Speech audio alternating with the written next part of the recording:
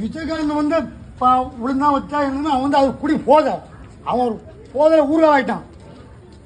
இப்படி அவனை இன்னைக்கு அவன் கட்சி சூப்பராக இருக்கும் முரசு அவனா அவன் வாயில தவக்க ஏதாவது கடும் மாதிரி அவன் கட்டிக்கிட்டான். விஜயகாந்த் வந்து இல்லை அவனும் ஆள் காலி அவனும் காலி பண்ணிட்டாங்க. ஆமாம் அவன் ஆட்டின ஆட்டா பாட்டத்துக்கு அவன் ஆள் காலி.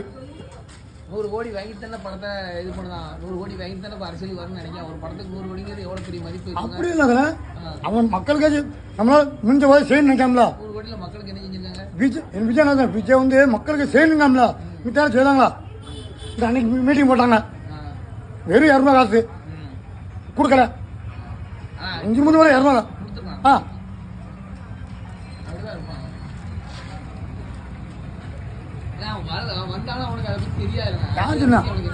கட்சியை பத்தி அவனால ஊருக்கு போயிருந்தாங்க கட்சிக்கு வாரங்க. எப்படி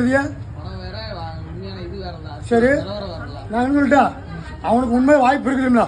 விஜய்க்கு உண்மை வாய்ப்பு சூப்பர் வாய்ப்பு இருக்கு.